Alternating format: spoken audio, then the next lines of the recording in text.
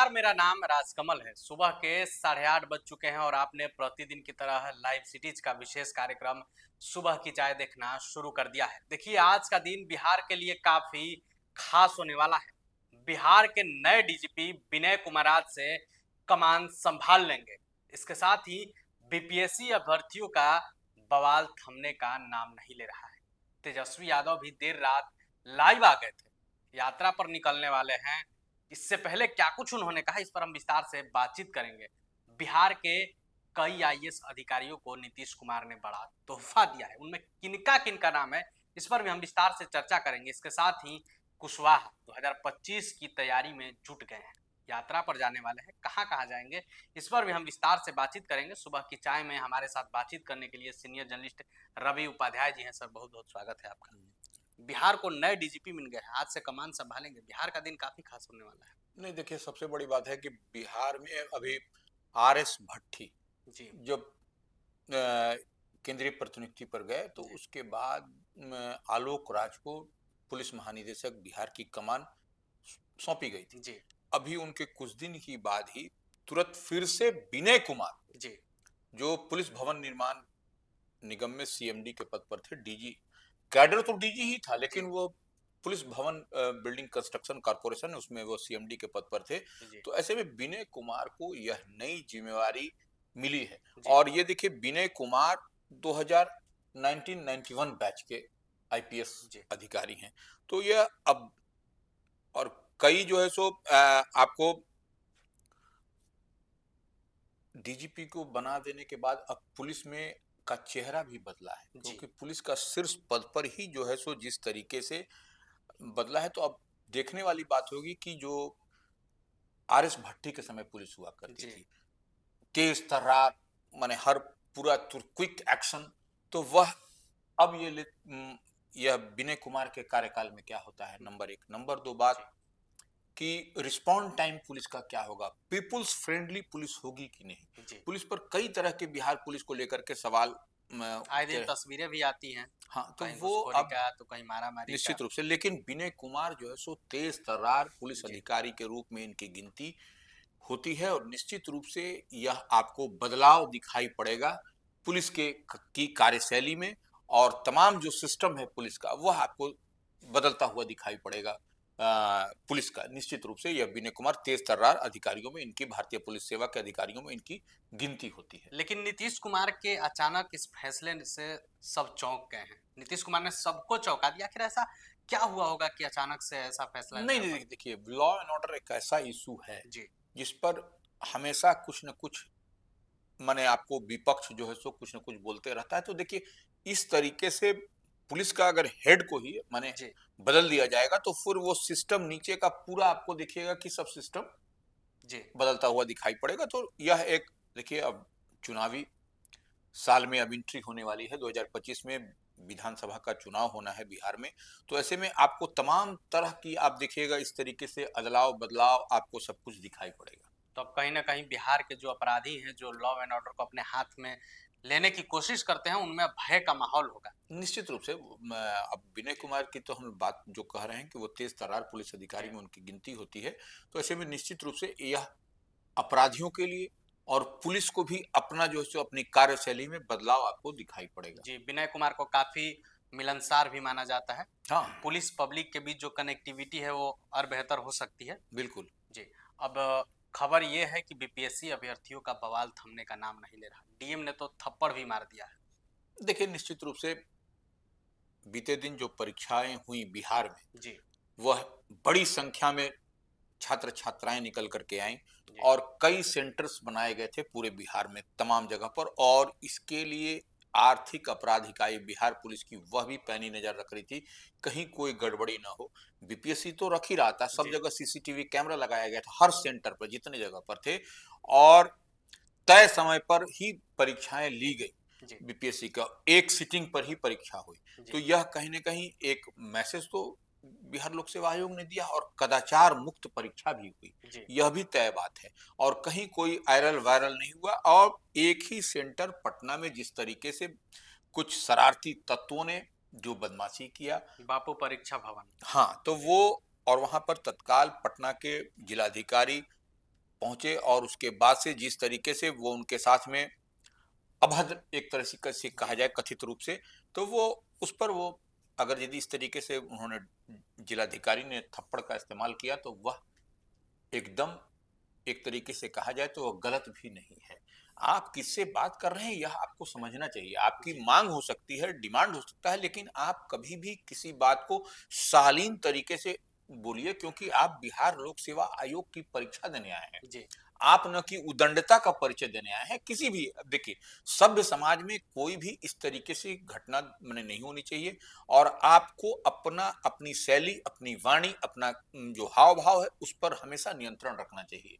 यही सभ्य समाज की और आप बिहार लोक सेवा आयोग की परीक्षा देने आ रहे हैं, तो आप कल को आप ही के हाथ में होगा, जिला का प्रशासन होगा, ब्लॉक का, प्रखंड का होगा, तो और आप ही इस तरीके से आचरण करिएगा तो लोग क्या मैसेज जाएगा। तो ये निश्चित रूप से यहाँ पर तो और देखिए जो परीक्षाएं हुई बीते जी दिन, तो उसमें बिहार लोक सेवा आयोग की ओर से स्पष्ट कहा गया कि कहीं पर कोई गड़बड़ी नहीं, नहीं। सब कुछ पारदर्शी तरीके से और सब कुछ एक एक चीज पर नजर रखी जा रही जी थी आयोग की ओर से। हम जैसे आपको पहले बताए कि ईओयू बिहार आर्थिक अपराध इकाई भी इस पर जो है सो पूरी जी तरीके से नजर रख रही थी, तो इसमें कहीं कोई झोलझाल लेकिन नहीं हो। अभ्यर्थियों का तो कहना है कि आवाज दबाई जा रही है, गड़बड़ी तो हुई है। देखिए अभ्यर्थी तो अभ्यर्थी हैं, जी तो अभ्यर्थी तो कुछ न कुछ बोलेंगे, क्यों जी आवाज देखिए, आवाज तो आपकी क्या, आपकी आवाज लोकतंत्र का मतलब ये थोड़ी है कि हमेशा जो है सो आप आवाज उठाते रहिए। देखिए हर चीज को समझना चाहिए। आप तय टाइम, तय शेड्यूल, हाँ अब आपको बताया गया कि 11 बजे प्रवेश, उस 11 बजे के बाद प्रवेश वर्जित होगा, तो आप 11 बजे से पहले पहुंच जाइए ना सेंटर जी केंद्र पर। यह क्या क्या अफरा तफरी, आपका एग्जाम में फंस गए, यह कोई एक्सक्यूज नहीं होता है। आपको अपनी परीक्षा केंद्र पर पहुंचना है तो आप 2 घंटे पहले पहुंच जाइए, वहीं पर बैठ के रिवाइज करिए, आपको तैयारी करिए। अब वो अफरा तफरी, और जिस दिन सेम डे आप किसी अगन्य जगह से आप आ रहे हैं सेंटर पर, तो और आप उसी समय आप रस करिएगा, तो बट ऑब्वियस है कि हजारों लोग जा रहे हैं उस जी रास्ते पर, तो आपको जैम मिलेगा। हालांकि बीपीएससी अध्यक्ष ने कहा है कि हम जांच कर रहे हैं, अगर वैसा कुछ होगा तो हम कार्रवाई करेंगे, हाँ लेकिन अभी बिल्कुल, ऐसी कोई सूचना नहीं है। बिल्कुल निश्चित रूप से। बिहार के कई आईएएस अधिकारियों को नीतीश सरकार ने बड़ा तोहफा दे दिया है।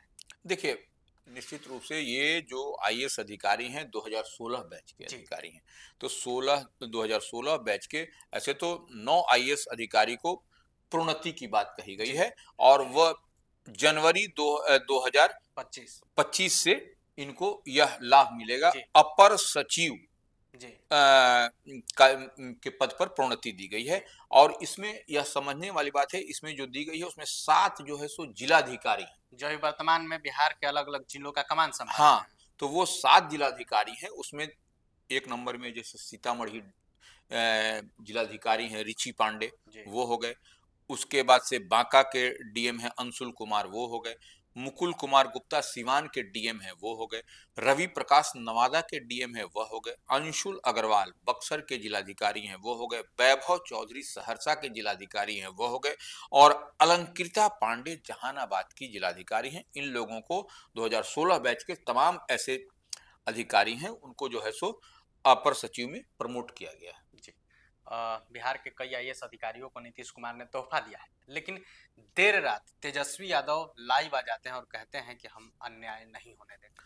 देखिए तेजस्वी यादव की कल से यात्रा शुरू होने वाली जी 15 तारीख से, जी तो तेजस्वी यादव यात्रा पर आएंगे। और देखिए प्रतिपक्ष के नेता हैं, तो वह अगर यदि थोड़ा सा भी झोल झाल कुछ होता है तो तुरंत उसको जी कैश इन कैश जो कह लीजिए वो करते हैं। तो करना भी चाहिए, हाँ करना भी चाहिए, यही तो लोकतंत्र की खूबसूरती हाँ है। खूबसूरती है। जी तो ऐसे में देखिए जो पटना के जिलाधिकारी के साथ जो हमने बात की को जी थप्पड़, तो उसी प्रकरण पर वह जो है सो बोलते हुए नजर आए, और बोले कि मैं छात्रों के साथ, अभ्यर्थियों के साथ मजबूती के साथ खड़ा हूं। जी तो यह देखिए खड़ा तो रहना ही पड़ेगा उनको, जी कि अब चुनाव 2025 का आना है, तो वैसे में छात्रों देखिए यह जो वर्ग होता है, जी वर्ग इन द सेंस की जो छात्र होते हैं, जो अभ्यर्थी होते हैं, यह जिधर चाहते हैं उधर मुड़ते हैं। जी उनको मोड़ा भी जा सकता है कि मैच्योरिटी की, कि आप समझ सकते हैं कि क्या मैच्योरिटी का स्तर होता है।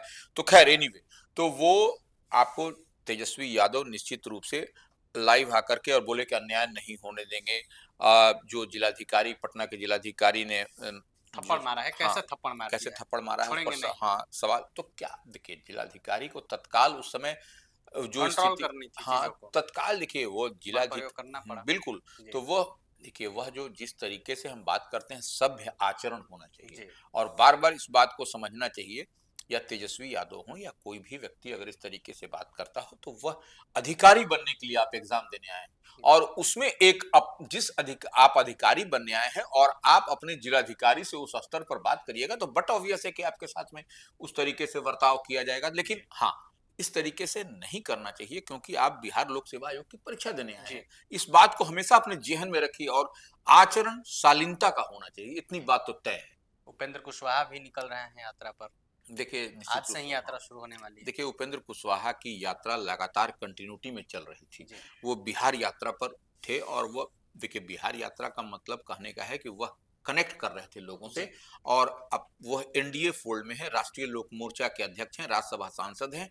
ऐसे में उपेंद्र कुशवाहा का जो बिहार यात्रा है वह निश्चित रूप से मैसेज देने के लिए है कि 2025 के विधानसभा चुनाव में क्या करना है, और सरकार की जो योजनाएं हैं, केंद्र सरकार हो या बिहार सरकार, तो अभी देखिए डबल इंजन की सरकार है। ऐसे में लोगों को क्या लाभ हो रहा है, सरकार की जो योजनाएं हैं वो आम आवाम तक पहुंच पा रही है कि नहीं, इसका भी फीडबैक लेते हुए दिखाई आपको लगातार अपने वो यात्रा के क्रम में दिखाई पड़े। और यह अब इनका अंतिम यात्रा है। जी, ये जो है सो जो यात्रा होगी 14 से 16 के बीच में, वह लखीसराय, मुंगेर, भागलपुर और बांका। तो बांका, ऐसे में यह जो 38 जिलों के उनकी यात्रा इस बार जी, समाप्त हो जाएगी 16 दिसंबर के बाद। जी, तो यह एक बड़ी उपलब्धि निश्चित रूप से उनकी पार्टी के लिए या राष्ट्रीय लोक मोर्चा के लिए होगी, कि उपेंद्र कुशवाहा की जो यात्रा है, तमाम इधर उधर झोल झाल के बावजूद उपेंद्र कुशवाहा ने अपनी यात्रा पूरी की, और आम आवाम के बीच में अपनी संगठन एनडीए के बारे में, नीतीश कुमार मुख्यमंत्री बिहार जो एनडीए के बड़ा चेहरा है, उनका मैसेज उन्होंने पास किया है। जी। तो कुशवाहा से एनडीए को कितना लाभ होगा ये तो चुनाव में ही दिखेगा। इसके साथ ही बिहार पुलिस की कमान आज से विनय कुमार संभालेंगे। अपराधी कितना भागते हैं ये भी देखना होगा। इसके साथ ही बीपीएससी बवाल को लेकर भी आपने सब कुछ साफ-साफ सुन लिया। तो बने रहें आप लाइव सिटीज़ के साथ। अगर ये खबर आप यूट्यूब पर देख रहे हैं तो हमारे चैनल को सब्सक्राइब करें। अगर ये खबर आप फेसबुक पर देख रहे हैं तो हमारे पेज को लाइक करें। वीडियो देखने के लिए आपका धन्यवाद।